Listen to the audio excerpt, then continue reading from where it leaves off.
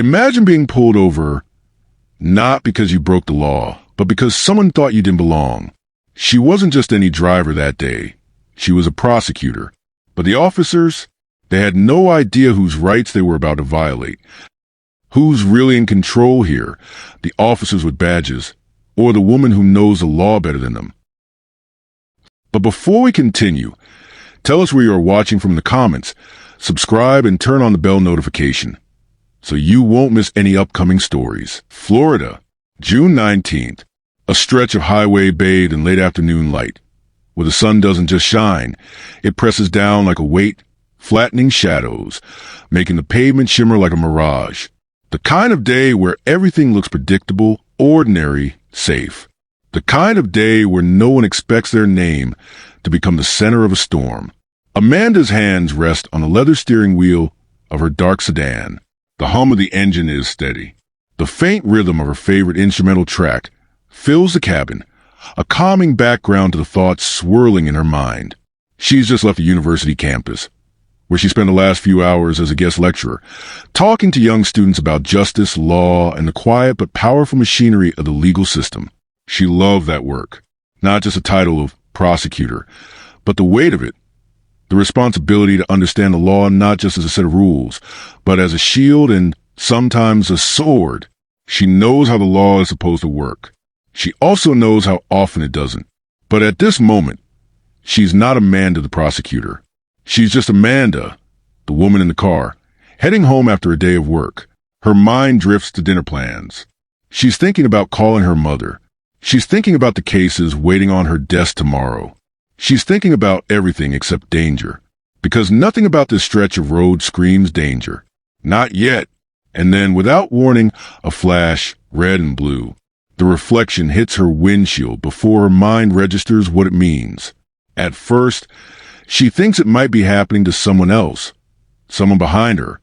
But when the siren chirps once, short, sharp, deliberate, there's no mistaking it. It's for her. The instrumental music continues playing softly, but it's no longer calming.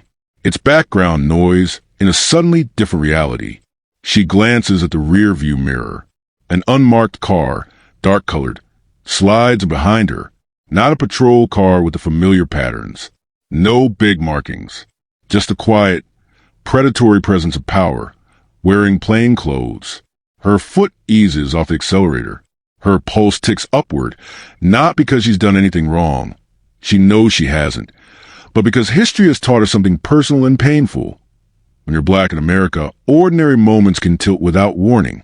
The ground can shift beneath your feet, even when you're standing still. She signals. She slows down. She pulls over the side of the road, a small shoulder lined with brittle grass and the distant whine of summer insects. The sky is still beautiful. The heat still shimmers. But the world feels different now. She rolls her shoulders back, takes a slow breath, and reminds herself of who she is. Not just a driver, not just a woman, not just another black person stopped on the side of the road. She's a prosecutor. She knows the law inside out. And yet, her chest tightens. Because knowledge doesn't always protect you when the flashing lights appear in the mirror. The driver's door of the unmarked car opens with a quiet creak, the kind that stretches out longer in the air than it should. Then another door. Two white officers step out. They don't move quickly. They don't rush. Their pace is slow, deliberate, heavy with the kind of confidence that comes from knowing their presence alone can command fear. One of them adjusts his belt, a small movement, casual on the surface, but she notices where his hand rests. On the weapon, not gripping it, not drawing it, but close. Close enough to say, "I can if I want to." The other officer walks around the back of their car, eyes scanning her license plate. He's not talking yet, but his movements speak. They're assessing, sizing up, deciding who she is before she even opens her mouth. She keeps her hands visible on the steering wheel. 10 and 2. Classic. Standard. Automatic. Every black parent teaches their children to keep their hands visible. It's muscle memory now. Not an act of guilt.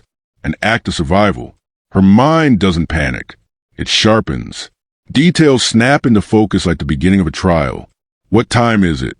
4:47 p.m. Where is she exactly? Mile marker 22. What song is playing? Track 3. She notices everything because one day, if this goes wrong, these details could matter. The taller officer approaches the driver's side slowly. His face is composed, not kind, not aggressive, just blank. In that rehearsed way some officers were like armor. The kind of look that says, I am not to be read, only obeyed. He stops just short of the window, leans in slightly, not too close to invade, but close enough to remind her he can. Ma'am, pull over. It's not a request. It's not even necessary. She's already pulled over, but it's a power move. A redundant command meant to set the tone. She lowers her window slowly, deliberately, giving him no sudden movements, no excuses to interpret anything as threatening. You already stopped me, she thinks, but she doesn't say it. The officer's eyes flick briefly to the interior of the car, sweeping across the dashboard, the back seat, her face. A scan disguised as casual, but she recognizes it for what it is. And then, just behind him, the second officer merges into her peripheral vision. He doesn't approach the window. He circles. Slowly. His boots crunch on gravel. Not fast. Not loud. Just steady. Like a predator moving around something that hasn't decided whether to attack. His hand also rests on his belt. Not in fear. In habit. Or perhaps in performance. There's something in the air that doesn't belong. It's not visible. But it's thick. The kind of tension that doesn't need words. The kind of tension you can taste at the back of your throat. She meets the first officer's gaze. Calm, neutral, controlled. She knows how this works. If she looks angry, it becomes hostile. If she looks scared, it becomes suspicious. If she looks too confident, it becomes uncooperative. So she threads the impossible needle of being just enough, but never too much of anything. He tilts his head slightly toward her window. License and registration. Standard line, but layered with something that makes it feel less standard. The way, he says it isn't about the license. It's about establishing who commands a moment. She nods once, slowly, lets him see her hands move as she reaches toward the compartment in her bag. She's done this 1,000 times in her head. Every movement rehearsed. Every gesture calibrated. She hands over her license. He doesn't thank her. He doesn't acknowledge her. He just turns his head slightly, reading the name, Amanda King. If he recognizes it, he doesn't show it. Not yet. Behind him. The second officer continues circling, his presence like static in the background. His gaze is sharp, scanning the tint of her windows, peering through the edges of the glass. He's looking for something. A reason. A justification. Maybe even a mistake. The first officer finally speaks again. Your windows are too dark. She blinks.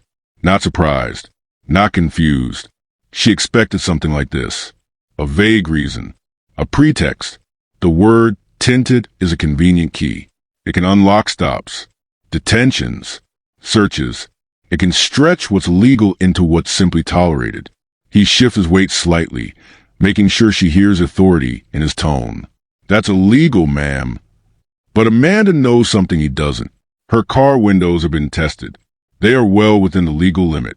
She made sure of it because she understands better than most how the smallest deviation can become a spark in the wrong hands. And here it is, that spark. She doesn't argue. Not yet, because arguments are sometimes taken as threats when they come from people who look like her. She just looks at him, steady, controlled, and lets silence stretch out, not as submission but as calculation. He doesn't know who she is. That's the irony. That's the danger. He sees a woman in a car with tinted windows. He doesn't see the prosecutor who spent years inside courtrooms, facing down men like him in suits and on witness stands.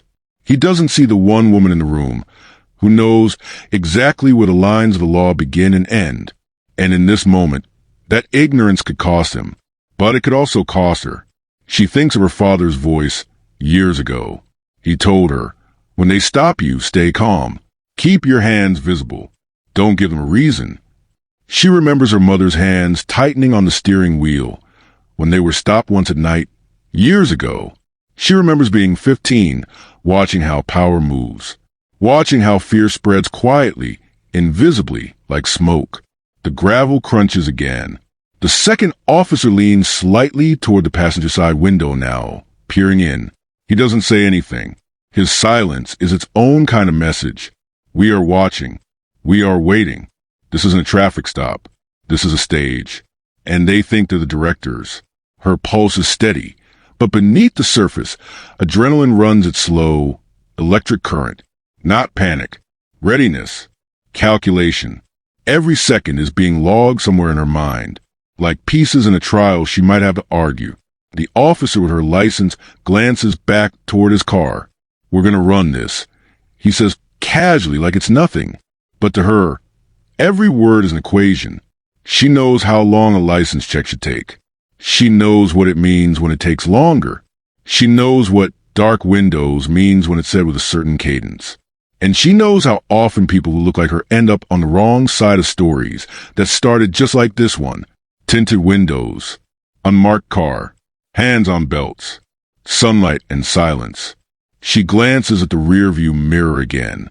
The highway is still there. Cars rush past, indifferent, like streaks of sound and color that don't care who stands on the side of the road and who gets taken away from it. The world keeps moving, even when your life pauses. He steps back slightly from a window, not far, just enough to lean his weight, letting the silence breathe in a way that isn't comfortable. The second officer adjusts his stance too. It's an old tactic. Make the person in the car feel small. Make the situation feel heavy. But Amanda is not small. She sits a little straighter, not aggressively, just enough to remind herself she exists fully in this moment. Not as their target, not as their prop, but as a woman who carries power of her own, even if they can't see it yet. She watches his fingers, not his face, because fingers reveal more than eyes sometimes. He taps the corner of her license once, twice, a rhythm of possession, like tapping a verdict before it's spoken. And in that suspended moment, between his tapping and her silence, the afternoon shifts. The sun hasn't moved. The highway hasn't changed. But the balance of power has started to lean, not because of what's said, but because of what's understood. She breathes in slowly through her nose, exhales carefully. Her father once told her that breath is control, and control, in moments like this, is survival. He clears his throat, not because he needs to, but because he wants to fill the silence with something that belongs to him. Ma'am, these windows, he begins again, but his voice trails off slightly this time. She's not flinching. She's not apologizing. She's not giving him what he expects. That unnerves him more than any argument would have. The truth is, they stopped a woman they thought would shrink. They stopped someone they thought would play the role they wrote for her in their heads. They thought this would be another easy stop, another moment where their word would be the only version of the story that mattered. But what they don't know is who they just pulled over. Amanda's eyes remain forward, unblinking, steady. She's not performing. She's remembering every detail, every second, every angle of sunlight on his badge, every note of authority in his tone, every inch of the line he's crossing without even realizing it. She doesn't know exactly where this moment will go, but she knows what it is. The quiet opening act of Storm. It starts with tinted windows. It starts with a routine stop. It starts with two men who think they hold the script. But Amanda holds the law. And when the two collide, something has to give. The question isn't whether this will escalate. The question is how far they'll go before they realize they picked the wrong person to underestimate. Have you ever had a moment that looked ordinary on the outside, but deep down, you knew something was very, very wrong? For Amanda, that moment is now. For them, it's only the beginning. She shifts her gaze to the first officer still at her window. His hand doesn't leave the doorframe. It lingers there, a symbol of quiet dominance. But behind that calm exterior, there's something else. The hunger to control the narrative before it begins. Power in uniform isn't always loud. Sometimes it's quiet. It smiles. It calls you ma'am. It wraps its accusation in the language of law and order. Even when what it's really saying is, I have the power to make this moment whatever I want it to be. Amanda lets the silence stretch just a little longer than they expect. Silence, after all, is a kind of weapon. She learned that long before the courtroom ever became her stage. He takes her license with a flick of the wrist, as if removing the last layer of autonomy between her and them. That small rectangle of laminated plastic, a symbol of identity, legality, belonging, slides into his palm like prey into a cage. The second officer has reached the passenger side now. He leans in just far enough to make sure she feels his shadow across the dashboard. That's the point. It's always a shadow, not the light. Amanda's eyes follow his reflection in the rear-view mirror. It's not fear in her gaze. It's something sharper, measured, calculating. Because while they're playing the game of intimidation, she's playing the game of record, of facts, of every single detail they'll wish they hadn't offered up so freely. The first officer shifts his weight and glances at his partner, a silent signal passing between them. That unspoken language of power is as old as the badge itself.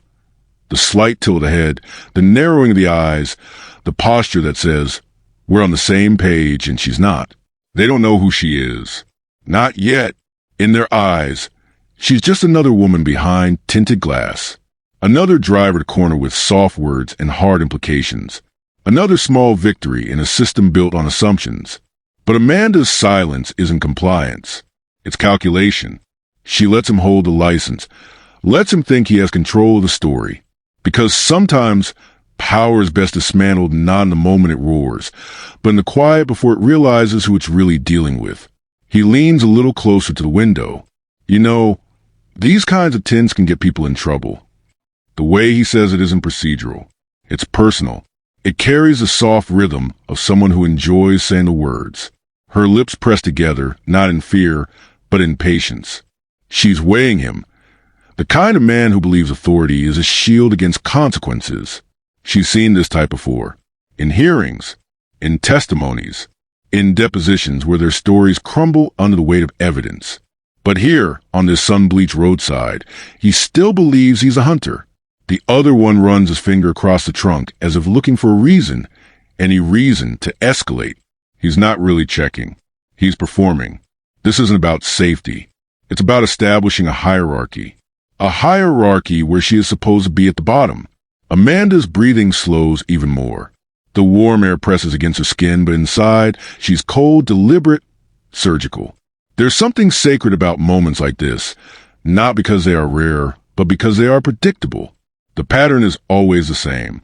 The officer's tone shifts, slightly softer, but with a hook beneath it. Ma'am, this could have been easy.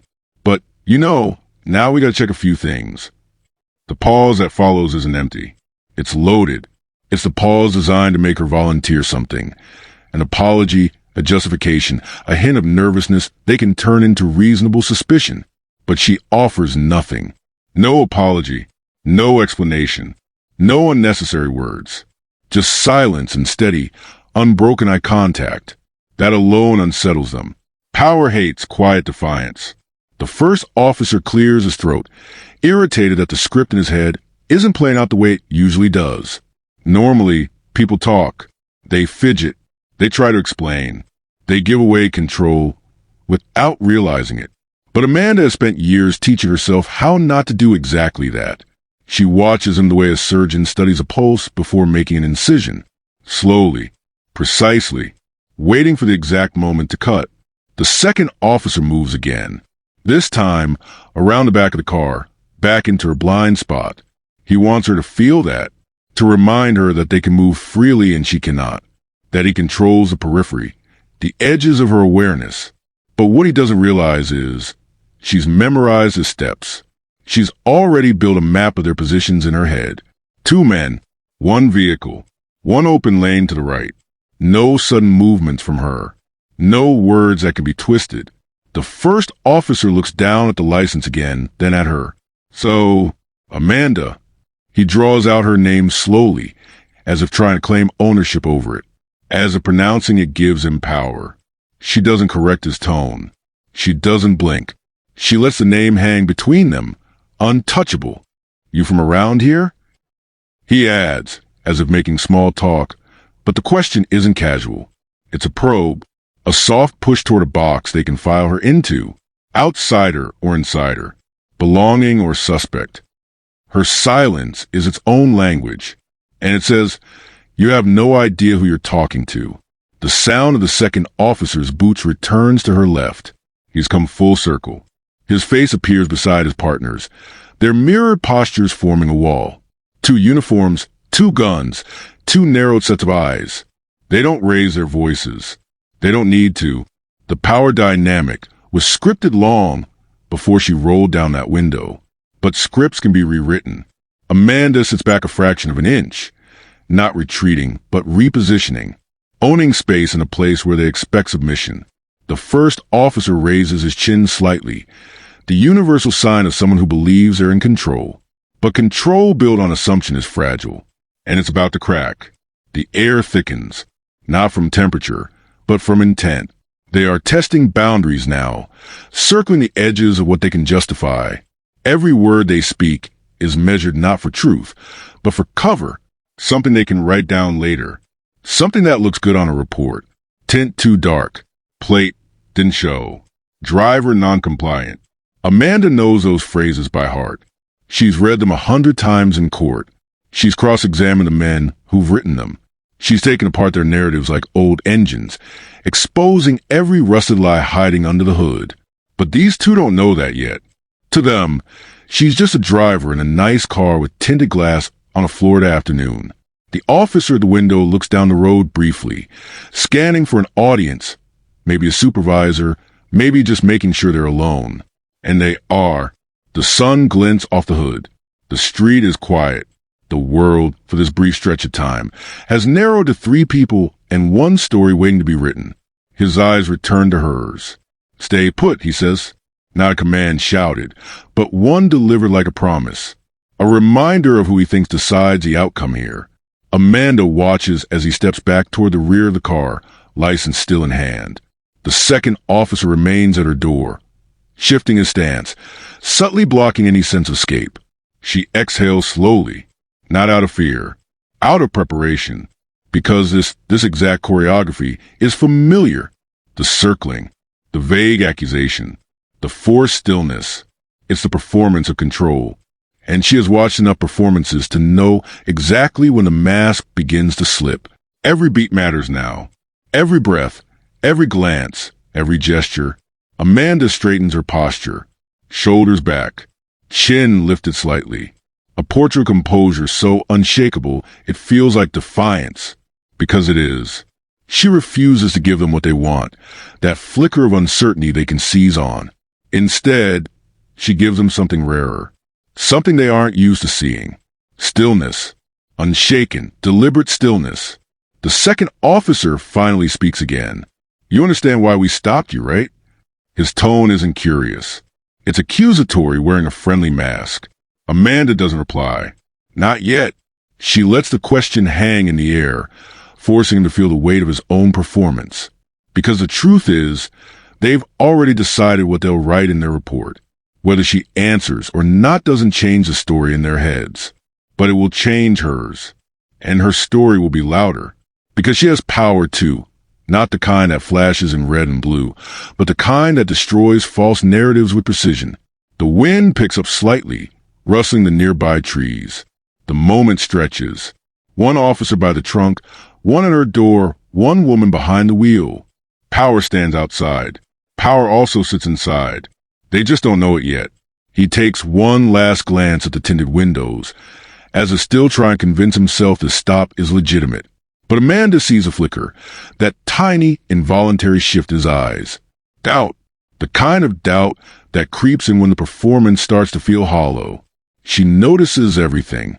The flex of his jaw, the subtle check of the dash cam, the hesitation in his partner's stance. They expected someone else. Someone less composed. Someone they could box in. They didn't expect Amanda.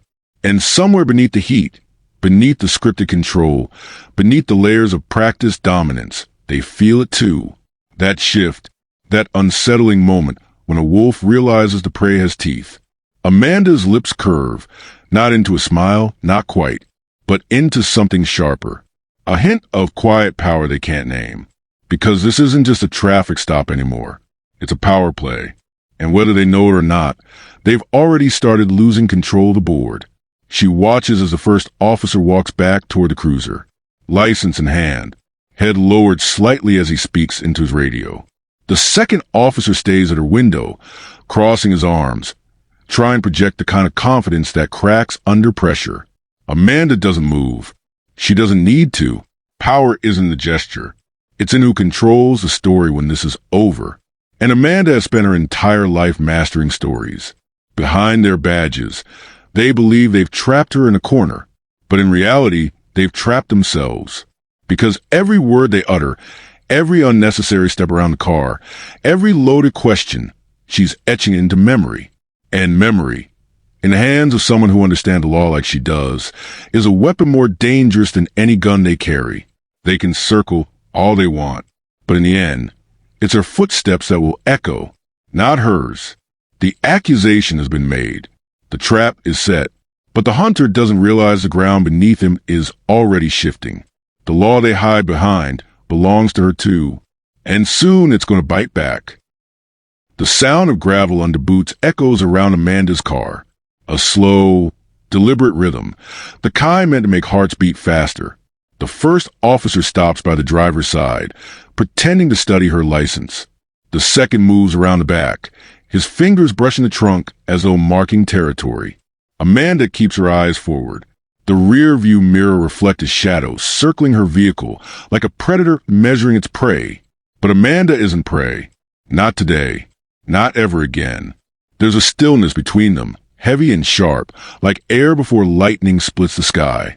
Inside the car, the faint hum of the engine is the only sound. Her fingers tap once against the steering wheel. Calm, controlled, but underneath, her mind is racing, calculating, memorizing, observing. She knows what this is. She's seen it play out 100 times. Not as a victim, but as a prosecutor reviewing body cam footage, listening to shaky voices explain why routine stops turn into something darker. But this time, she isn't behind a desk. She's living it. The officer at her window leans closer, trying to peer inside. "So you a local, ma'am?" he asks casually, but his tone drips with challenge. His badge gleams on the Florida sun, a weapon more dangerous than any gun. Amanda meets his gaze through the glass. Her expression doesn't waver. "Yes," she says simply. Her voice doesn't carry fear, only precision. He wasn't expecting that tone. Not from her. The second officer finally rounds the car again, stopping by the passenger side.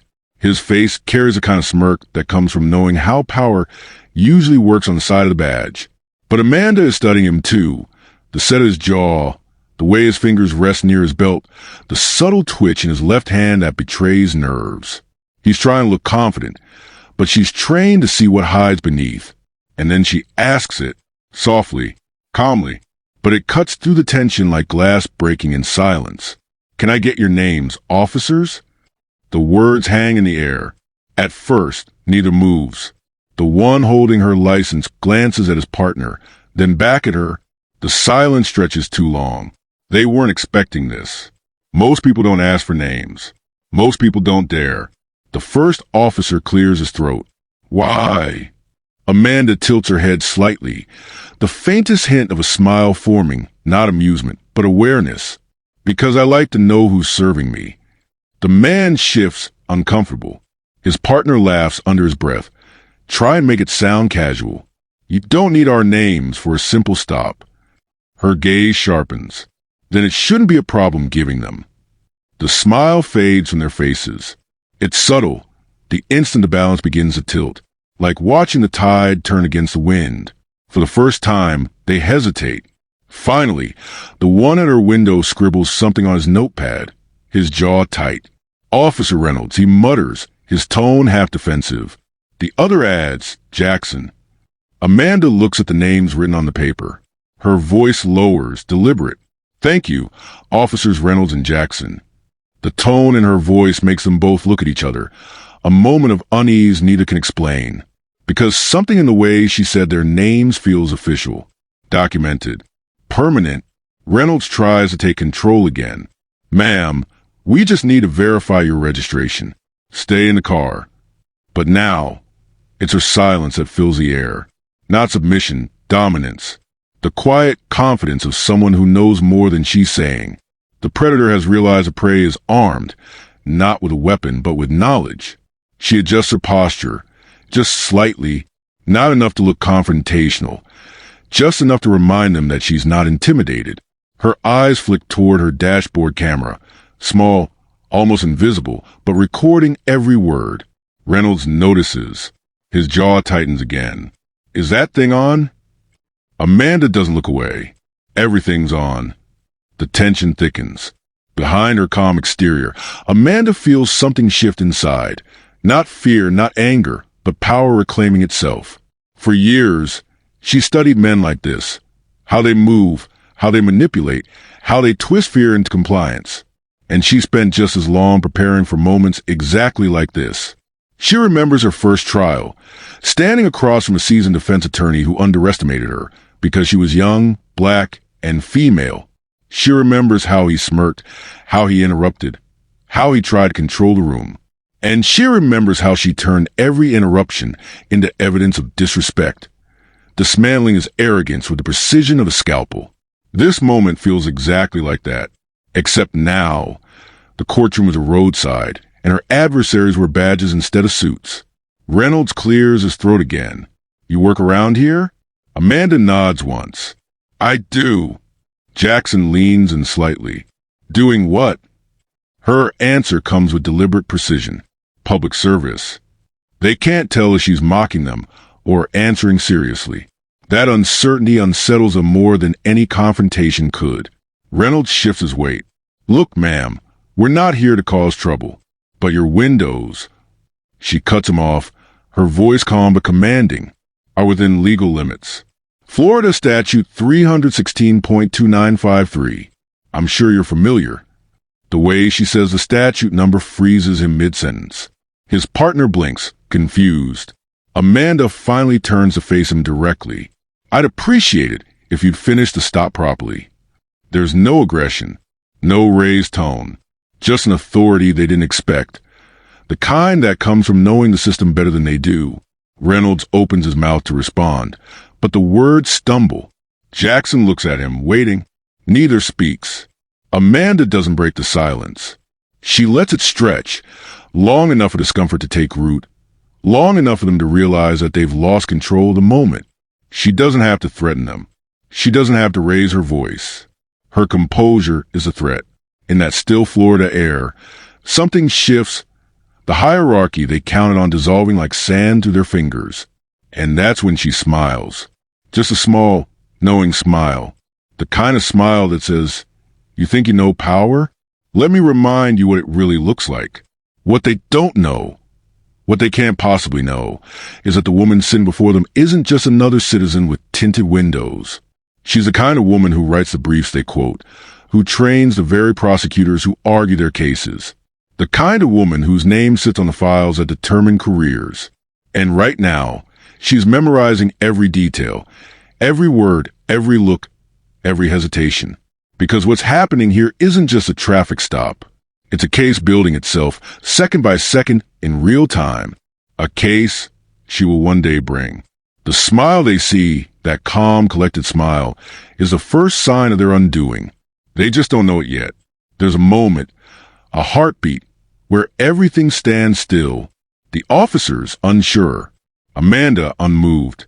The world around them fades into silence, except for the wind brushing across the asphalt. Power, in that silence, changes hands. Reynolds clears his throat again, his tone forced casual. All right, ma'am. Just stay calm, okay? We're just checking a few things. Amanda doesn't move. Calm, she repeats softly, almost to herself. Then her eyes lift to meet his. Officer, I am calm. Are you? The question lands heavier than any accusation. He blinks, caught off guard. Jackson shifts uncomfortably, trying to hide a smirk that doesn't quite reach his eyes. Amanda studies them. Their stance, their discomfort, their small tells of uncertainty. She's seen this in interrogations before. The moment suspects start losing their composure under pressure, they don't understand. Only now, she's the one applying it. Reynolds looks back toward his cruiser. Let's just verify the plate, he mutters, walking off. Amanda watches him go. His stride quickened, his back tense. The badge doesn't look so confident from behind. And just like that, the air shifts again. Not with noise, with knowledge. Because when the law becomes a weapon, knowledge becomes a shield. Amanda opens her glove compartment, retrieves a small leather folder, her professional ID. She lays it on the dashboard, right beside her recording device. It's a silent statement. She isn't hiding. When Reynolds returns, she can feel his guards up now, but for the wrong reason. Not out of duty, out of uncertainty. He hands back her license, but his voice is softer this time. Your registration checks out. Amanda nods once, offering no gratitude. None is owed. He hesitates again. You, said you work in public service? Yes, she replies. There's a pause. Then calmly, I'm an assistant district attorney. The words slice through the air like cold steel. Reynolds' eyes widen before he can hide it. Jackson's smirk vanishes. They glance at each other, not as officers now, but as men suddenly realizing they might have walked into something much bigger than they thought. Amanda doesn't gloat. She doesn't move. She lets silence do the rest. The moment a badge meets accountability, fear changes sides. Reynolds tries to regain footing. This is just standard protocol. Amanda tilts her head. Of course. Standard. That's why I asked for names. So we can all stay professional. Her words are clean, surgical. Each one lands with precision. She's not arguing. She's documenting. Reynolds nods awkwardly. Right. Of course. Jackson shifts beside him, now visibly uneasy. His hand hovers near his belt, but not for his gun, for something to hold on to, as if steadying himself. Amanda finally speaks again, her voice cool as marble. Do I look nervous to you, Officer Jackson? He swallows. No, ma'am. Good, she says. Then you shouldn't be either. The air grows thick. The Florida sun bears down, but Amanda doesn't flinch. Inside that car, it feels colder than shade. Reynolds clears his throat again, fumbling through his words. You, understand how these stops go, I'm sure. Amanda's eyes narrow. Better than most. She isn't angry, not yet. She's exact. Every syllable is a brick, every look a ledger entry. Because in her world, power isn't proven through volume. It's proven through record. And this moment right here is becoming a record. Reynolds gestures toward her windshield. The tint, it looked darker from a distance. I guess the light was playing tricks. Amanda doesn't respond. She lets him talk himself into discomfort. We've had some incidents lately, suspicious vehicles and... Amanda interrupts softly. You mistook me for suspicious? Her tone isn't confrontational. It's diagnostic, like a surgeon asking where it hurts. Reynolds stumbles. No, I just mean... She raises a brow. Then what exactly did you mean? Silence. Jackson looks away, muttering under his breath. Man, let's just wrap this up. Amanda hears it. She lets it hang, then smiles faintly. Yes, Officer Jackson. Let's. Power doesn't roar. It whispers and waits for silence to carry it further. For Amanda, this is no longer a confrontation. It's a lesson, a mirror. Every word, every stumble, every nervous glance. She'll remember them all. Not for revenge, but for record. Because tomorrow, when the report hits their desk and the body cam footage is reviewed, it'll tell a different story than they expected. A story about restraint, about precision, about a woman who didn't need a shout to make the law bend back toward justice. And yet, in that restraint, there's an undercurrent of something deeper, something colder. She remembers the stories. Names whispered across her community. Men and women who didn't make it home after encounters like this. People whose calmness didn't save them. People who didn't get to correct the record afterward. That memory burns just beneath her composure. So, while her smile looks soft, inside it's fire wrapped in silk. Reynolds takes a step back, trying to end the moment cleanly. You're good to go, ma'am. Amanda doesn't move. She lets the phrase linger. Good to go. she repeats quietly. Meaning what exactly? Reynolds hesitates. Meaning you can leave. She studies him for a long moment, just making sure the words are as clear as the record. Then she nods, slow and deliberate, before placing her car in gear. As the vehicle eases forward, she glances at the mirror, the officer's reflection shrinking behind her, looking smaller than they did before. Some battles are won in silence. Some wars end without blood. But power, true power, leaves a mark that outlives a moment. And as Amanda drives away, her eyes harden, not in victory, but in understanding, because she knows this won't be the last time. The next time might not end this way. And somewhere deep inside, a quiet promise forms. She'll make sure every next time counts. The power shift wasn't just about two officers losing control. It was about a system meeting its mirror and realizing, too late, that the woman behind the wheel was one of its architects. The road ahead is empty. The flashing lights are gone. But Amanda's heartbeat hasn't slowed. Not yet. The city hums, distant traffic, the rhythm of another Florida evening. But inside the car, there's a silence heavy enough to hear her thoughts. She doesn't cry. She doesn't curse.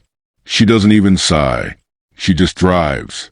Each streetlight reflects across her windshield like a metronome, counting seconds since that encounter, a quiet metronome for rage restrained by intellect. She glances at her dashboard camera, its red recording light still blinking. That tiny light feels like a witness. And in a world where the truth too often dies in the dark, having a witness means everything. She replays a moment in her mind, the hesitation in their voices, the way their confidence fractured the second they realized who she was. For a brief second, she almost feels sorry for them. Almost. Because she knows the system that trained them, the one she works within, runs on fear disguised as authority. And tonight, that system got a taste of its own medicine. Amanda turns left onto her street. The neighborhood greets her with familiar quiet. Porch lights flicker on. Dogs bark faintly in the distance. Normalcy resumes for everyone except her. Inside her home, she drops her keys into a glass bowl. The sound echoes, sharp, singular, like a gavel. She slips off her jacket, loosens her hair, and walks straight to her desk. The laptop wakes to life. She plugs in the dash cam. On the screen, her own reflection before the footage loads. For a moment, she stares at herself. Calm, controlled. But behind her eyes, that same question she's heard whispered too many times before. How many more of us will have to prove we belong on our own roads? The footage begins to play. The screen flickers. The scene she just lived unfolds again. Only this time, she's an observer.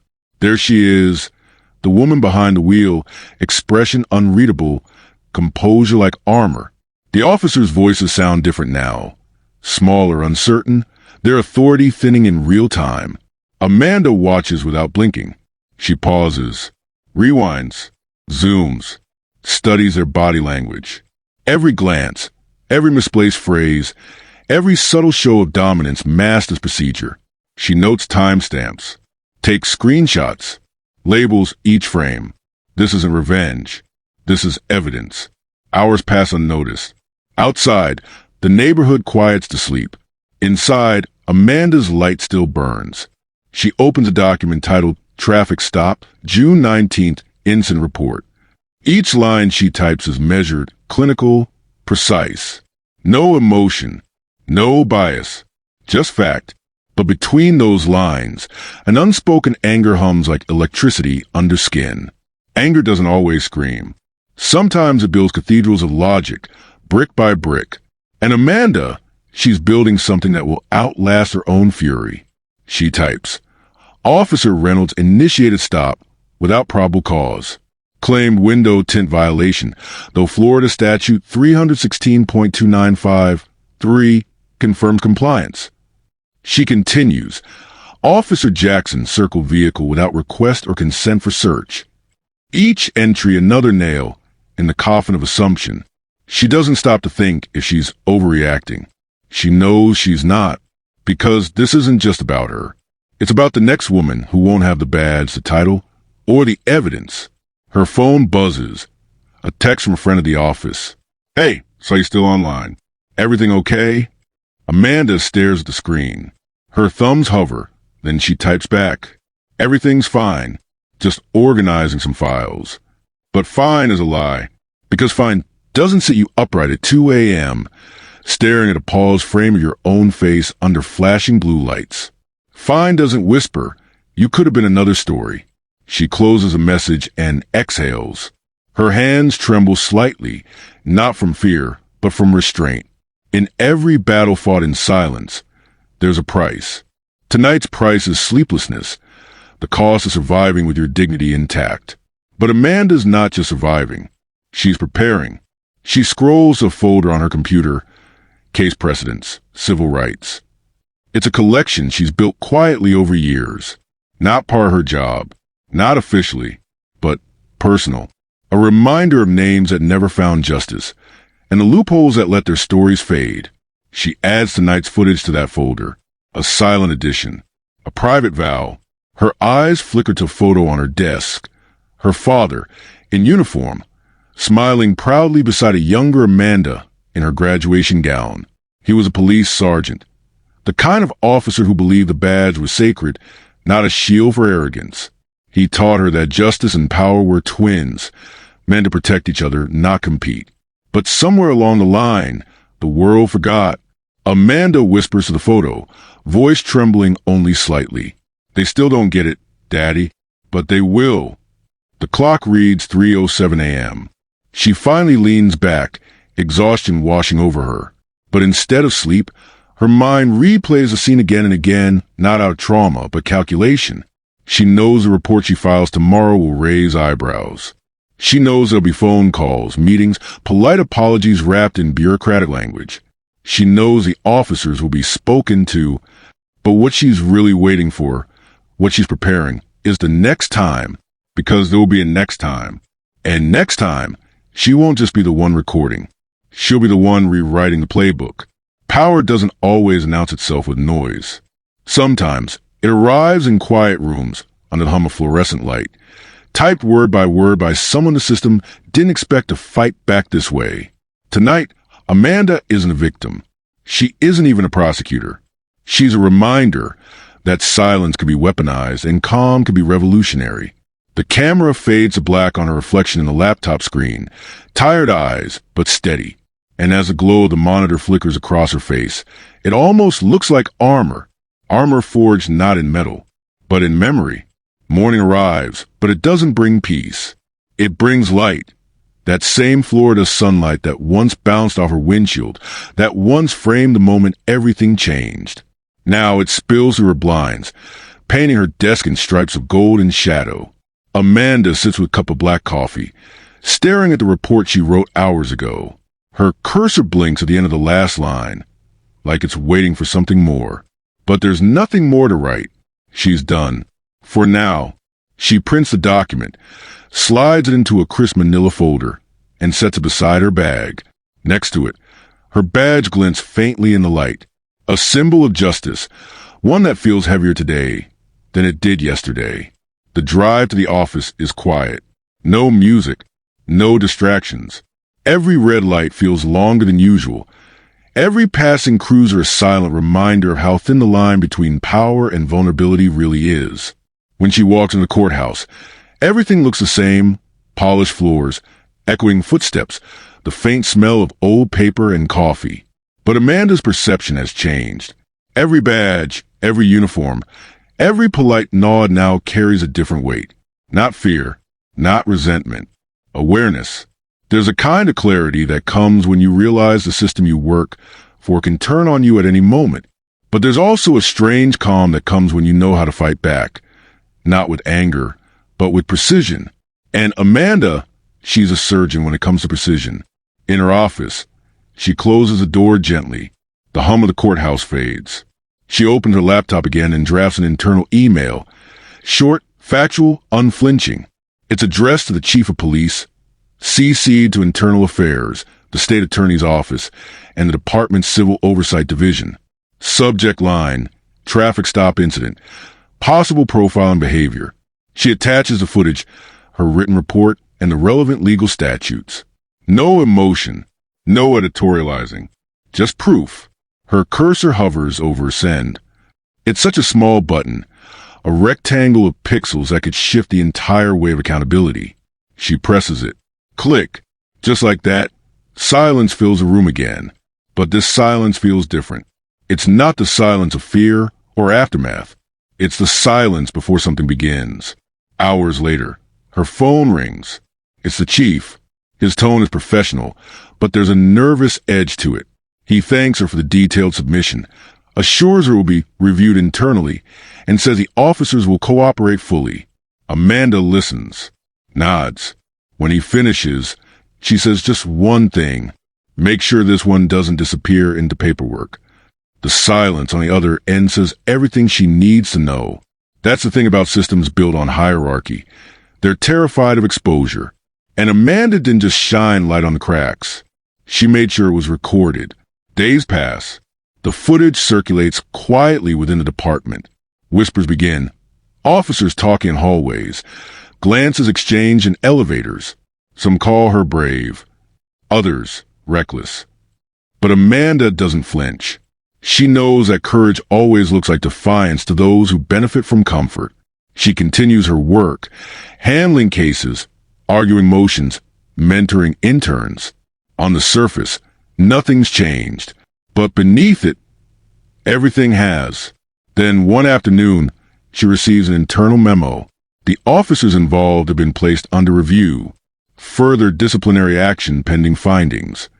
She stares at the line for a long time. It's not justice yet, but it's movement. And movement is how all revolutions start. Amanda closes the email and exhales slowly. For the first time in days, she allows herself to smile. The same small, confident smile she wore that day at the traffic stop. The same one the officers misunderstood as submission. They thought her silence meant surrender. They mistook calm for weakness.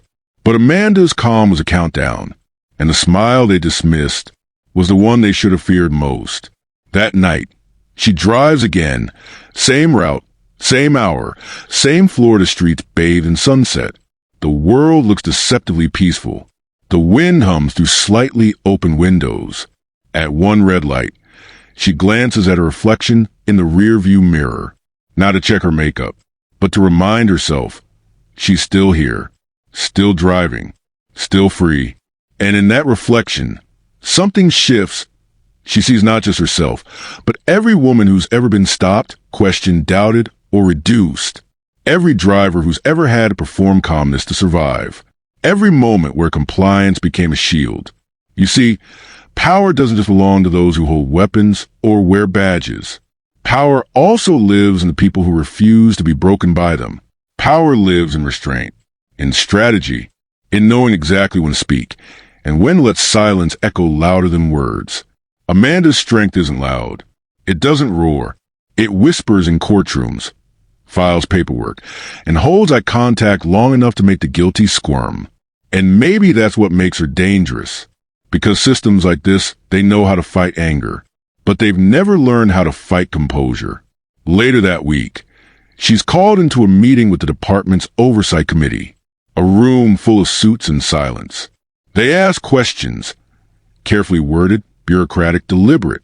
She answers everyone, calmly, logically. When they thank her for her professionalism, she simply says, "Professionalism is easy when you're not the one being profiled." The room goes still. Someone clears their throat. Someone else shifts uncomfortably. And in that stillness, that single sentence, Amanda wins again. Because truth doesn't need volume. It just needs precision. As she walks out of that building, the sun catches her again, the same golden Florida light as before. But this time it feels earned, like she took something back that night, something invisible, something sacred. Her dignity was never theirs to challenge. And now, they'll think twice before they test it again. That day on the roadside wasn't just a traffic stop. It was a mirror, reflecting the quiet revolution happening in every person who's ever been underestimated, interrupted, or interrogated for simply existing. Amanda didn't raise her voice. She didn't shout or threaten or beg. She just asked for their names. And sometimes that's all it takes to shift the balance. Because the moment you make the powerful write down their names, the moment you remind them they can be held accountable, the game changes. That's the power shift. Not in the courtroom, not in the badge, not in the law books, but in the calm of someone who knows exactly what justice looks like and refuses to accept anything less.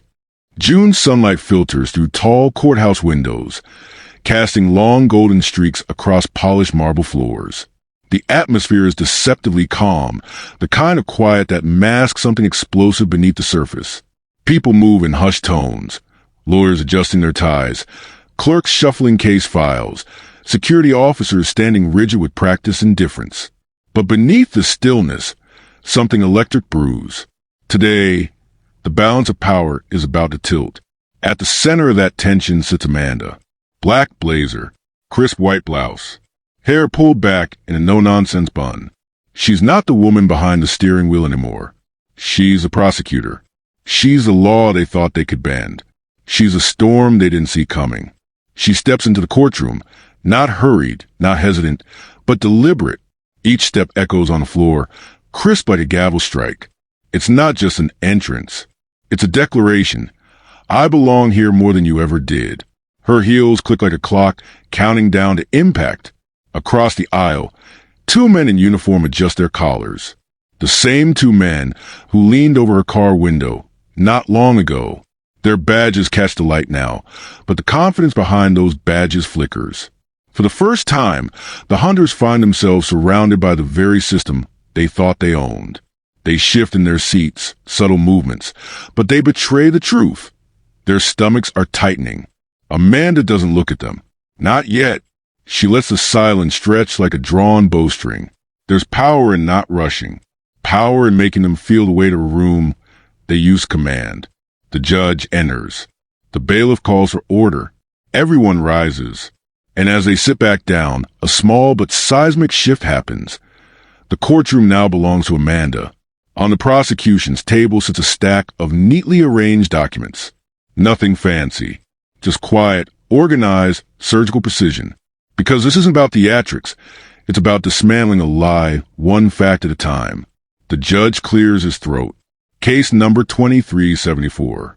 Florida State versus alleged traffic violation. The words are routine, almost mundane. But what's about to happen is anything but routine.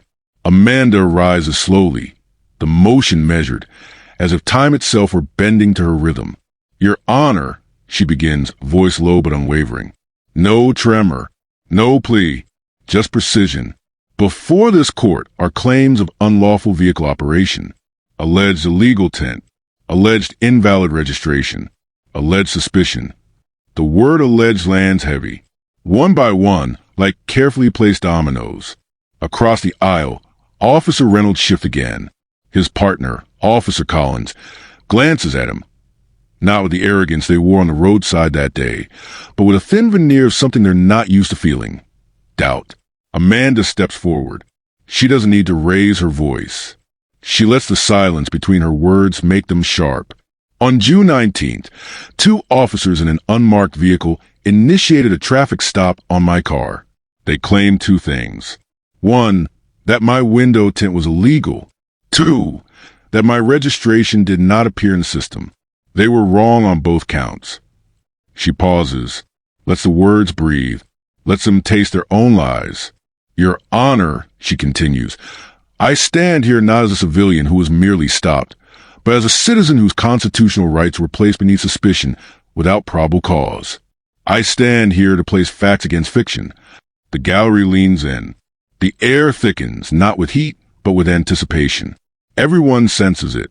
The balance is shifting in real time. Amanda opened the file. Neat, clean, evidence stacked with the kind of clarity that doesn't need drama. She slides forward a document. The vehicle inspection certificate. Exhibit A, she says, states certified documentation showing my window tint level, 30%, within legal Florida limits. No argument there. She doesn't need to look at the officers. But the corner of her vision catches it anyway, the small twitch in Officer Reynolds' jaw. A man who's starting to realize the script is not go his way. Exhibit B, she continues, sliding another sheet. Active vehicle registration. Verified. Paid. Filed. Correct. On the day of the stop, it was valid in the state system. Her voice is surgical. She isn't asking. She's stating. The judge nods. The clerk stamps. The sound of the stamp echoes through the room, like a verdict being carved into stone.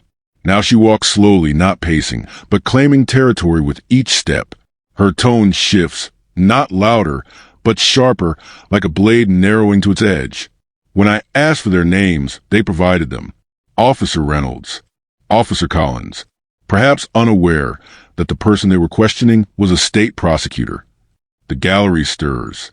A wave of murmurs rolls through the benches like wind through tall grass. The officers stiffen. They're no longer two men in control of a traffic stop. They're two defendants of their own arrogance. Amanda turns, finally, toward them. Her eyes lock on theirs. It's not anger in her gaze. It's something more surgical, more dangerous. The gaze of someone who knows how power really works. Gentlemen, she says softly, almost kindly, do you remember that day? Officer Reynolds tries to hold her gaze, tries to summon the same superiority he had leaning into her car window, but it slips. A bead of sweat forms on his temple, not because the room is hot, because for the first time, the narrative is not in his hands. Do you remember, she continues, when you stood by my car and told me my windows were too dark? Do you remember circling my vehicle as if I were prey? Do you remember telling me that my registration didn't show up? Each question is a hammer strike, deliberate, precise. You made a decision that day. You believed you were in control. But control is a fragile illusion when the law is on the other side of the badge. A subtle gasp ripples through the gallery. The words are not shouted, but they hit like a punch. The defense attorney clears his throat, fumbling for ground.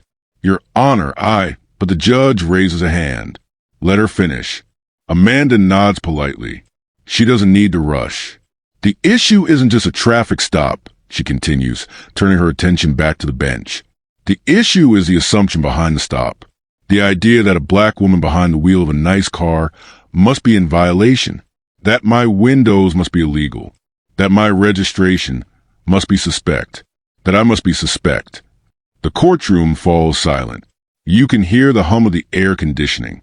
You can hear the weight of her words pressing against the walls. This isn't about tint, she says. It's about perception. About power wielded without accountability. About a system that too often decides who is presumed guilty before the facts are even checked. Officer Collins shifts.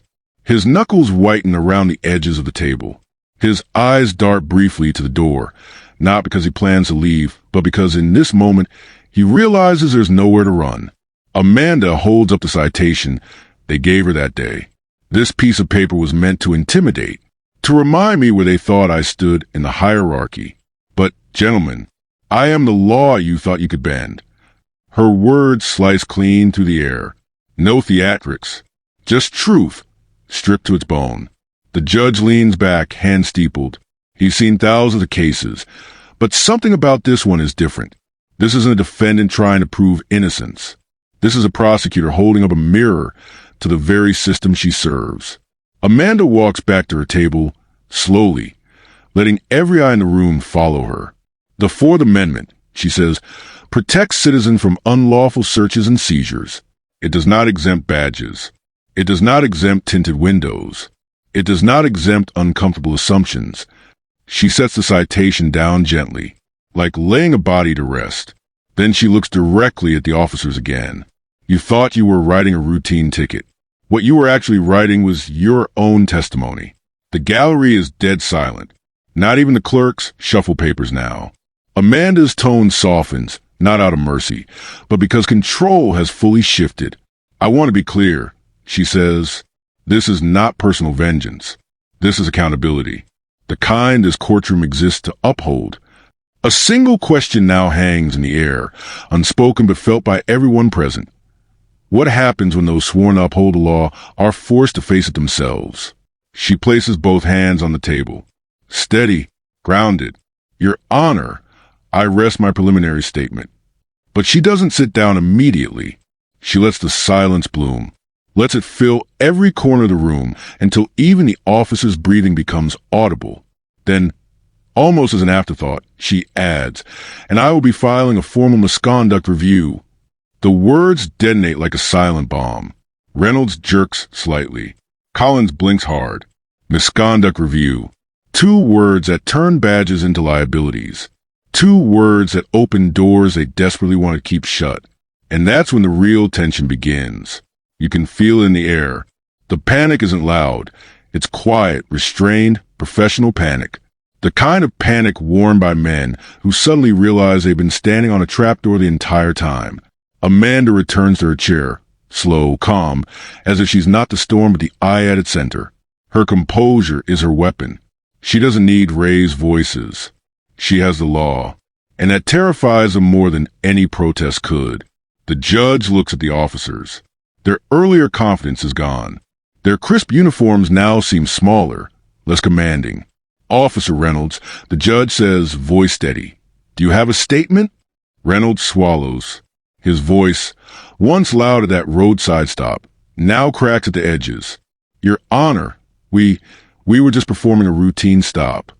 Routine? Amanda repeats softly. But that softness isn't kindness. It's a blade wrapped in velvet. Yes, Reynolds says quickly. We believed the tint level was... Did you measure it? She asks, cutting him clean off. Her voice isn't raised. It's surgical. He hesitates. No. Did you run the registration more than once? No. Did you have probable cause? Silence. You didn't, she finishes for him. You had assumptions, and assumptions are not law. The judge's face is unreadable, but his silence speaks louder than any gavel. Amanda leans forward, hands folded. You see, that's the thing about power, she says softly. When you wield it carelessly, it leaves fingerprints. Reynolds blinks hard. Collins stares down at the floor. Their badges may still be pinned to their chests, but they're not shields anymore. They're just weight. The gallery leans forward collectively, drawn in not just by the facts, but by the cold, slow unspooling of power. Amanda doesn't gloat. She doesn't smile. She just watches.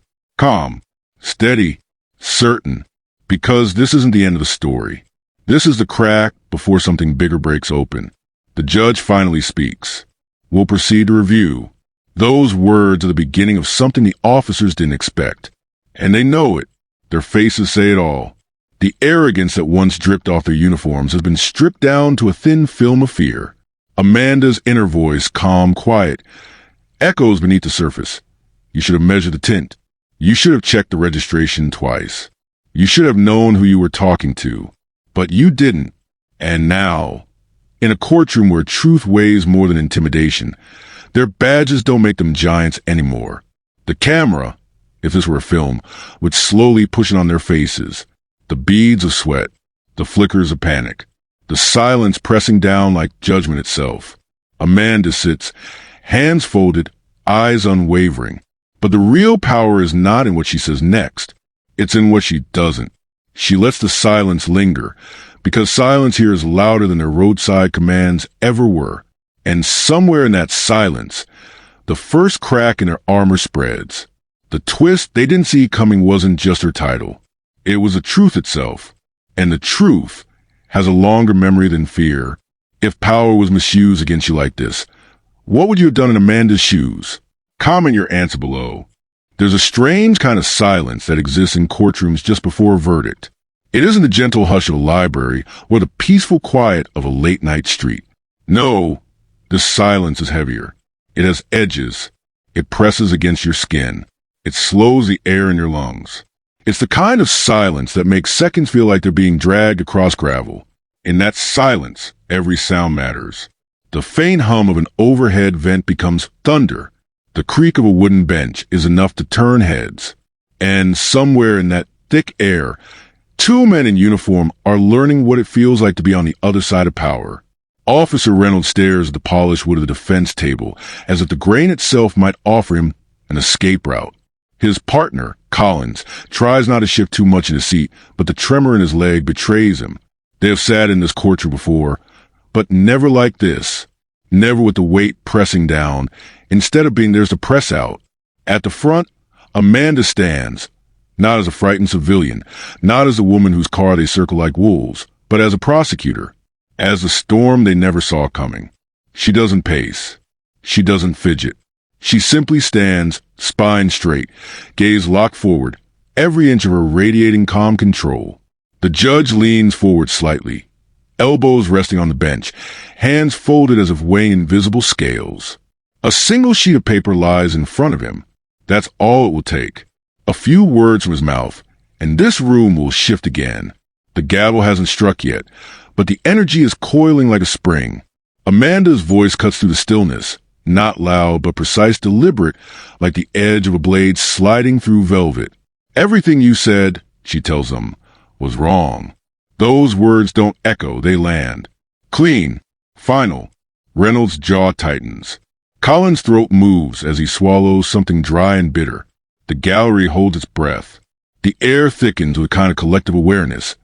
These two officers, once armored by their badges, now sit stripped of that invisible shield. In their faces, the quiet terror men realizing the ground beneath them is no longer solid. Amanda doesn't look at them when she speaks. She looks at the judge, not because she needs his validation, but because she's already made the case. The facts are standing tall beside her. Legal tent, valid registration, no probable cause, nothing left to argue. All that remains now is consequence. She lifts her chin ever so slightly, a gesture so small it might be missed by anyone not watching closely. But to those officers, it's seismic. It says, "You thought you could bend me." But the law bends for no one. The judge clears his throat. A small sound, but in this silence it might as well be a gunshot.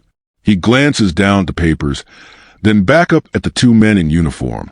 For a moment, nobody moves. Not even the court reporter, whose fingers hover above the keys like a pianist waiting for a cue.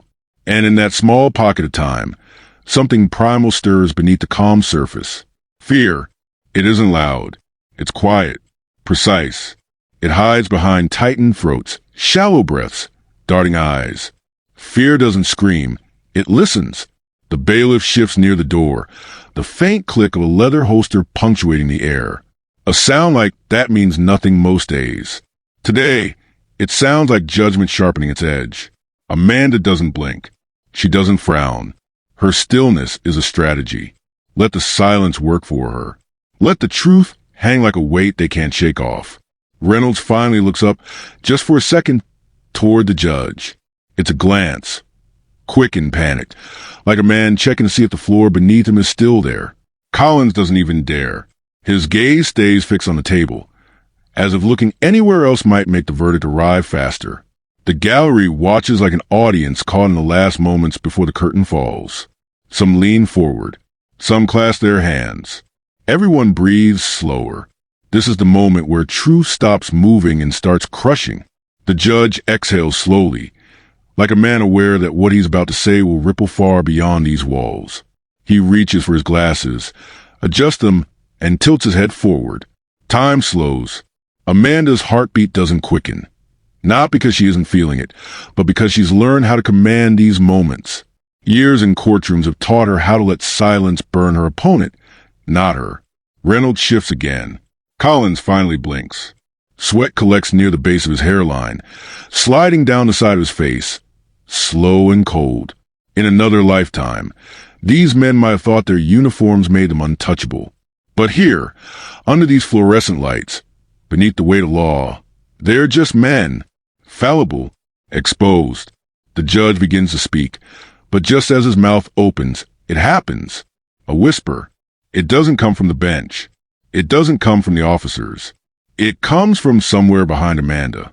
A sound too quiet to belong in this heavy room. A voice carried softly, deliberately, like a match being struck in a room soaked with gasoline. Amanda's head tilts slightly. Not enough to break her composure, but enough to signal that she heard it. The officers don't move, but their ears catch it too. Reynolds flinches, almost imperceptibly. Collins' pupils tighten. No one else can make out the words, just a breath of sound. But in a room this quiet, whispers have power. The judge pauses mid-sentence, his brow furrowing slightly as the air shifts. The gallery stirs, a single murmur spreading like a ripple on still water. No one knows who whispered or what they said, but everyone feels a change. Amanda's jaw sets, calm still but colder now, sharper. She's been in enough rooms like this to know whispers can be weapons. In a courtroom, truth is not always the loudest thing. Sometimes it's the quietest. She turns slightly, scanning without moving her body too much. The whisper is gone now, devoured by the silence it disturbed. But its echo lingers, not in sound, but in the way it tilts the entire room off its axis. The judge straightens. For a second, he's no longer just a man with a verdict. He's a man who senses that something just changed beneath his feet. The whisper might have been nothing, or it might be everything. And that uncertainty is worse than the silence. Reynolds and Collins glance at each other, quick and nervous. Collins' lips part, as if to say something, then close again. Their confidence, already shattered, now splinters further, because they don't know what was whispered either. But they know it wasn't for them. Amanda turns back toward the bench, the movement subtle and deliberate. Her voice, when it returns, is quiet, but quieter than before. The kind of quiet that makes people lean in. Your Honor, she says, I'd like the record to reflect the interruption. The court reporter nods, fingers snapping back into motion. Click-clack, click-clack. The sound is rhythmic, surgical. The courtroom's heartbeat resumes, but slower, heavier. The judge nods slowly. Noted. Reynolds swallows again. That word, noted, lands like a cold stone in his stomach. And now the room feels different, not just tense. Tipped, as if an invisible hand just tilted the entire scale. Amanda's eyes narrow slightly. She's not afraid. She's assessing, calculating. Years of fighting uphill battles have taught her to recognize when the battlefield shifts, even if no one can see the lines being redrawn. The whisper isn't a sound anymore. It's a presence. The judge leans back in his chair. The clock on the wall ticks, tick, tick, tick, each second stretched into an eternity. He studies the papers again, but his eyes flick up just once toward a corner of the gallery. Something, or someone, has pulled at the fabric of this room. Amanda follows the glance without moving her head. She knows that look. It's the look of a judge trying to keep order in a room where order is slowly unraveling. The gallery senses it too. A low rustle moves through the benches, like dry leaves shifting in the wind. No words, just movement, a collective inhale. Reynolds grips the edge of the table, knuckles pale. Collins' breathing quickens. They're trained for control. They know how to face chaos in the streets. But this quiet unraveling in a courtroom is different. This is not something they can draw a weapon against. This is the kind of storm you can't shoot. Amanda slowly lifts her hands, clasping them in front of her, still calm, still composed. But inside, every instinct she's honed through years of litigation sharpens like a blade. Something is moving beneath the surface. The judge looks down once more at the paperwork, but his mind isn't fully on the page anymore. That whisper has cut a hairline crack into the room's rhythm. Then his voice returns, steady but less sure than before. Will, he pauses, glancing toward the gallery again, proceed? That pause doesn't go unnoticed. Not by Amanda. Not by the officers. Not by anyone paying attention. Amanda inhales slowly, deeply. Control isn't about denying fear. It's about commanding it. She doesn't let the whisper rattle her. She lets it live in the space. Lets everyone else feel the weight of its uncertainty. Because that uncertainty doesn't weaken her. It weakens them. She steps forward, just one step. Not toward the bench. Not toward the officers. But into the center of the silence itself. Your Honor, she says evenly, I will remind this court that the evidence stands on its own. Reynolds shifts again. Collins stares harder at the table. Their fear now isn't just about the verdict. It's about the unknown. They've lost control twice, once on the roadside and now here, before the gavel even falls. Amanda lowers her hands. What was said here, she continues, is already a matter of record. What was whispered doesn't change the truth. Her words strike a clean line through the fog. Calm, controlled, sharp as steel. The judge nods once, more firmly now. The whisper hasn't gone away, but she's pulled the room back toward the center. That's what skilled prosecutors do. They command gravity. But fear has already rooted itself in the officers' bodies. Reynolds' knee bounces. Attali can't control anymore. Collins blinks too often. The image of power they wore when they pulled her over has crumbled into a portrait of two men bracing for impact. The gallery watches. They don't know exactly what's happening, but they feel it. They feel the tremor in the room, like an orchestra holding its final note. Everyone waits. The judge exhales through his nose slowly, as though weighing two worlds. The facts before him and the shadow the whisper just cast. Before I render a decision, he says, I will remind all parties that this is a court of law. The bailiff steps forward instinctively, scanning the room. Amanda notes the movement. Reynolds notes it too. It's subtle, but it's enough to make Collins glance toward the door again. He's looking for exits where none exist. Amanda keeps her voice even. And the law, she replies, remains unchanged. Those words settle into silence like stones into water. Ripples spread. Fear clings tighter to the officers. Reynolds shifts in his chair. His badge gleams faintly under the fluorescent lights, but it looks smaller now, less like a shield, more like a weight. Collins exhales, shaky. Amanda doesn't look at them. She doesn't need to. She can feel them unraveling from across the room. This is the quiet disassembly of arrogance. The judge nods again. He leans forward slightly. The gavel is inches from his hand. The whisper still lingers in the air like smoke, invisible but undeniable. And that's the thing about whispers. They don't need to be loud to change everything. They just need to exist. Amanda straightens. She's ready. She's not waiting for mercy. She's standing in truth. Reynolds isn't ready. Neither is Collins. The judge's fingers hover above the gavel. And then, another whisper. Closer this time. Not loud, not clear, but audible enough that even the gallery stiffens. Amanda doesn't turn around.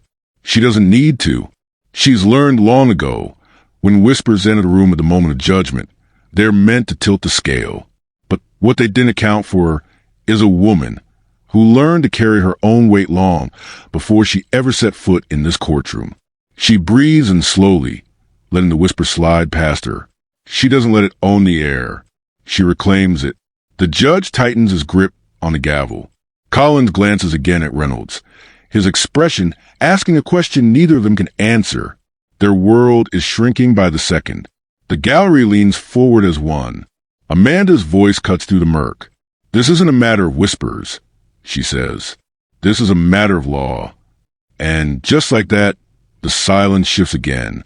She's pulled the center of gravity back toward her, away from the shadows, away from the men who once believed they owned every inch of that roadside.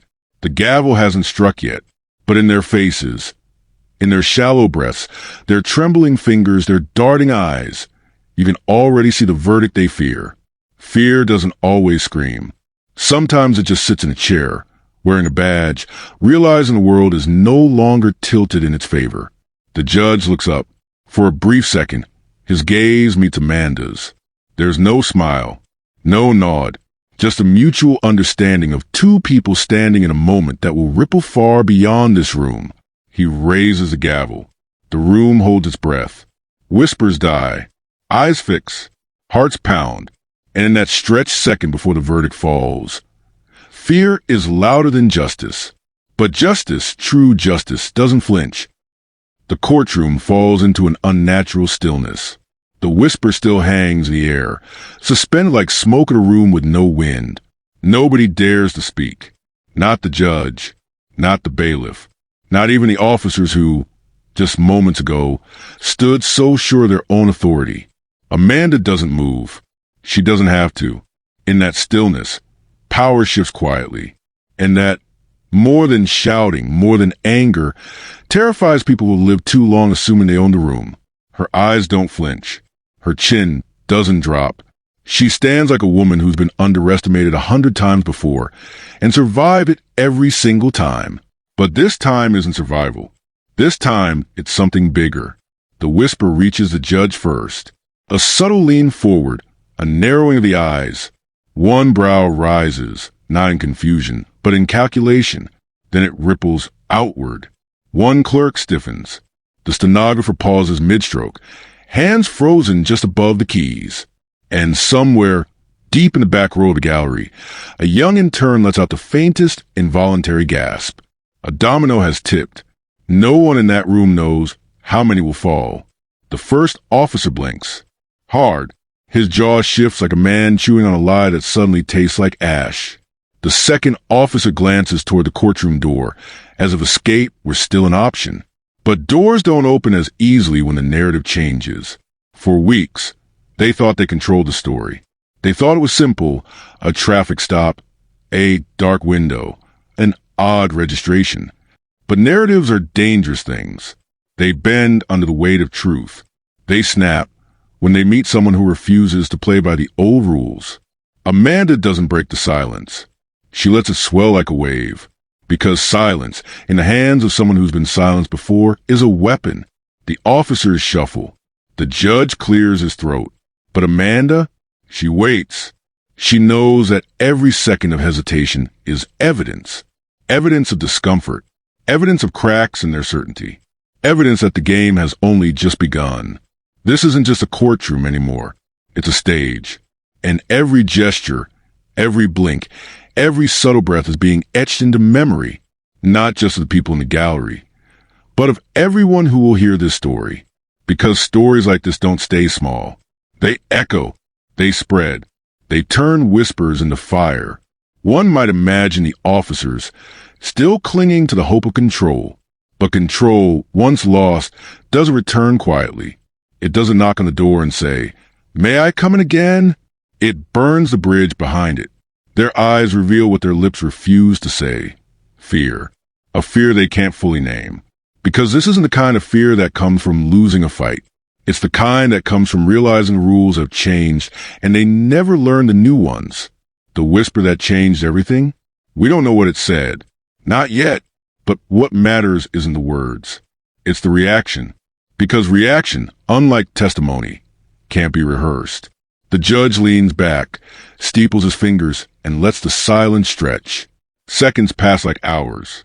Then, with a motion so subtle it could be missed, he nods at the bailiff. The gallery rustles, barely audible. A pen drops.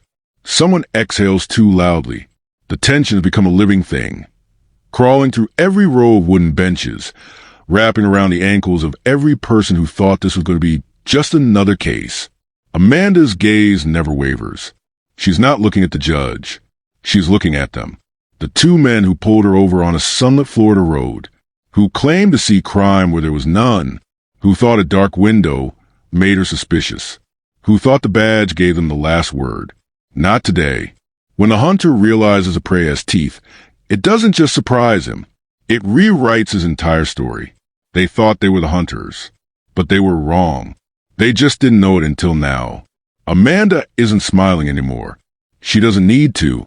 The room is smiling for her. In the back corner, a journalist adjusts a recorder. A reporter scribbles in frantic loops. Phones are off, but stories like this have a way of finding their way out. Because here's the thing. Power can't always silence truth. Sometimes truth waits for the exact second the spotlight shifts. The judge clears his throat again.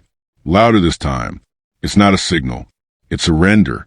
He knows something has shifted beyond the scope of legal procedure. The courtroom's weight isn't just in his hands anymore.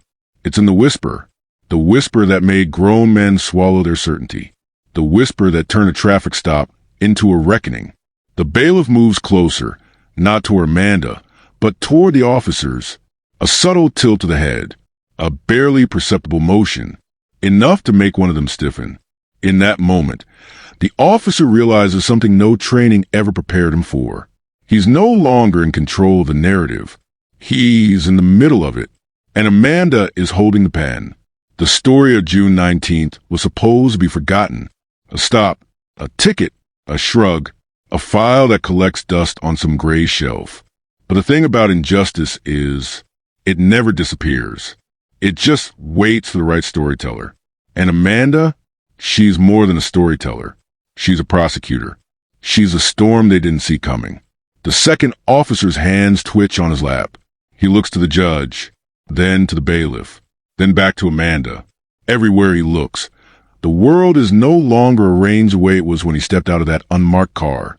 The badge on his chest feels heavier, not because it lost its shine, but because it just collided with the truth.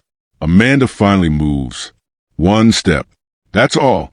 But it lands like thunder, because movement, when everything else is still, becomes monumental. And in that moment, she doesn't have to say a single word. The courtroom listens to the sound of her heel hitting polished like it's a verdict in itself. Do you feel that weight? The stillness? That's not just tension. That's the sound of an old system cracking. Every story like this is built on a foundation. Assumptions, power, bias, fear. And when one woman refuses to bow to it, the foundation trembles. They didn't see it coming. But tremors like this rarely warn the guilty before they shake the ground. In this silence, there's a question that no one dares to ask aloud. Not yet, but it's there, breathing, heavy. What exactly was whispered? We could speculate. It could be a name, a file, a fact buried beneath layers of arrogance. Or maybe it's simpler. Maybe it's the one thing they feared would surface if they ever stopped the wrong person. Because the wrong person was never weak. She was just waiting. Amanda's eyes narrow slightly, not in anger, in clarity. Because clarity isn't loud. It's surgical. She doesn't need theatrics. The truth is enough. And truth, when wielded with precision, cuts deeper than any shout. The officers exchange a glance. A desperate, silent, pleading glance. But there's no cavalry coming for them now. The hierarchy they counted on suddenly feels paper-thin. The gallery leans forward. The air itself seems to contract. And somewhere in the back, a woman clutches her purse a little tighter, as if she knows this moment isn't just about Amanda. It's about everyone who's ever been pulled over, questioned, dismissed, or silenced. This isn't just a case. This is a reckoning. This is a part of the story where people expect closure. A verdict, a gavel, a bow. But that's not how power really works. Real power doesn't end with a gavel. It expands. It spreads like smoke through corridors that once thought they were safe. Outside, the Florida sun is still shining. Birds are still flying. Cars still pass by unaware that inside this room, a narrative is being rewritten. But history doesn't always announce itself with sirens. Sometimes it whispers. And the officers, they finally understand. This isn't about tinted windows. It never was. This is about what happens when the system's own blade turns back on itself. The fear in their eyes isn't just for what happens next in this courtroom. It's for everything that will follow when the whisper leaves these walls. The judge finally leans forward, but his words don't matter. The moment has already chosen its weight. This story no longer belongs to the two men who started it. It doesn't even belong to the court. It belongs to the truth that refused to be erased. And truth doesn't whisper forever. It roars. You think this story ends here? Not even close. What happened after this day didn't stay confined to this courtroom. It spread like cracks across marble. It reached apartments, offices, desks that thought they were untouchable. It reached names that never imagined being said aloud. And Amanda, she became the whisper no one could silence anymore. The officers don't know it yet, but their chapter in this story isn't over. It's only been written into history in ink they can't erase. Because there's something dangerous about underestimating someone like Amanda. You don't just lose control, you lose the story. And for them, that's worse than any verdict. But here's the question. What exactly did that whisper set in motion? Who whispered it? Why now? And who else was listening? That is where everything changes. If you've ever felt what it means to be unseen, if you've ever watched power bend the rules, then you already know why this moment matters. Amanda isn't just standing for herself. She's standing for everyone who's ever been pulled into the shadows and refused to stay there. This isn't the end of the story. It's the beginning of a war that doesn't need bullets to be devastating. It's a war of truth against comfort, silence against whispers, power against accountability. And when whispers start to spread, power starts to crack. The bailiff shifts. The judge hesitates. The gallery leans forward. The officers sweat. And Amanda, she waits. Because she knows the truth doesn't need to rush. It just needs to be heard. This isn't just about two officers. This isn't just about a traffic stop. This is about the way systems break. Not with explosions, but with one moment that can't be buried. One whisper. And now, that whisper belongs to the world. So ask yourself, what happens when power loses its grip? What happens when the people who were supposed to be silenced become the narrators of the story? What happens when Amanda walks out of that courtroom, not as the accused, but as a storm? The answer is coming. But not today. Not yet. Because the best stories don't hand you everything. They leave you standing in the doorway, heart pounding, wanting to know what happens next. If you believe justice shouldn't depend on the color of your skin, if you believe stories like this need to be told louder than the lies meant to bury them, then hit subscribe. Because what's coming next will shake more than a courtroom. It will shake a system. And trust me, this was just the beginning.